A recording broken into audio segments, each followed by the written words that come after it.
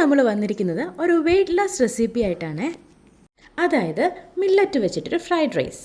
ഈ മില്ലറ്റിൻ്റെ ഗുണങ്ങൾ നമുക്ക് എല്ലാവർക്കും അറിയാം അല്ലേ?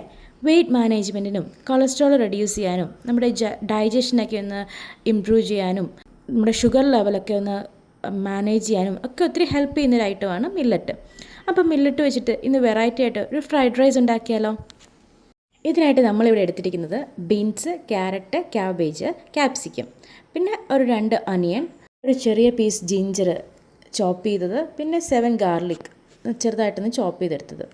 ഇനി മില്ലറ്റ്സിൽ നമ്മൾ യൂസ് ചെയ്യുന്നത് കുതിരവാലി, പനിവരക്ക്, ചാമയരി, ഇത് 3ഉം 2 ടേബിൾ സ്പൂൺ വീതമാണ്. എന്നിട്ട് ഇത് നന്നായിട്ടൊന്ന് കഴുകി ഒന്ന് വൃത്തിയാക്കിയതിന് ശേഷം നമ്മൾ വെള്ളത്തിൽ ഒന്ന് കുതിർക്കാൻ വെക്കുന്നുണ്ട്. 1/2 മണിക്കൂർ ഒന്ന് കുതിർത്തെടുത്തതിന് ശേഷം നമ്മളൊരു 10 മിനിറ്റ് മൂടി വെച്ച് വേവിക്കണം.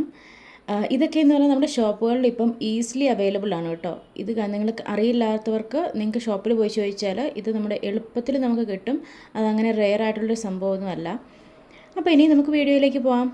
ഇനി ഒരു നോൺ സ്റ്റിക്കിലേക്ക് 1 ടേബിൾ സ്പൂൺ കോക്കനട്ട് ഓയിൽ ഒഴിച്ച് കൊടുത്ത് അതൊന്ന് ചൂടായി വരുന്ന സമയത്ത് ഒരു 7 അല്ലി വെളുത്തുള്ളി അതൊന്ന് ചെറുതായിട്ട് ചോപ്പ് ചെയ്തതും, ഒരു ചെറിയ പീസ് ഇഞ്ചി അതൊന്ന് ചോപ്പ് ചെയ്തതും കൂടി ഇട്ട് കൊടുത്ത് ഒന്ന് സോട്ട് ചെയ്തെടുക്കണം. ഒന്ന് സോട്ട് ചെയ്തെടുത്തതിന് ശേഷം അതിലേക്ക് നമ്മൾ കട്ട് ചെയ്ത് വെച്ചിരിക്കുന്ന സബോള അത് ഒരു 2 എണ്ണമാണ് നമ്മൾ എടുത്തിരിക്കുന്നത്. ഒരുപാട് ചെറുതാക്കി കട്ട് ചെയ്യുന്നു വേണ്ട. ഈ ഒരു മുഴുപ്പിൽ കട്ട് ചെയ്ത് വെച്ചാൽ മതി. അതൊന്ന് സോട്ടായതിന് ശേഷം അതിലേക്ക് ക്യാപ്സിക്കം കൂടെ ആഡ് ചെയ്ത് കൊടുക്കുക. ക്യാപ്സിക്കം കൂടെ ഒന്ന് സോട്ട് ചെയ്തതിന് ശേഷം നമ്മൾ കട്ട് ചെയ്ത് വെച്ചിരിക്കുന്ന വളരെ കനം കുറച്ച് ചെറുതായിട്ട് കട്ട് ചെയ്ത് വെച്ചിരിക്കുന്ന ബീൻസ്, ക്യാരറ്റ്, ക്യാബേജ് ഇത് 3ഉം കൂടി ഒന്നിട്ട് കൊടുത്ത് ജസ്റ്റ് ഒന്നുകൂടി ഒന്ന് സോട്ട് ചെയ്യണം.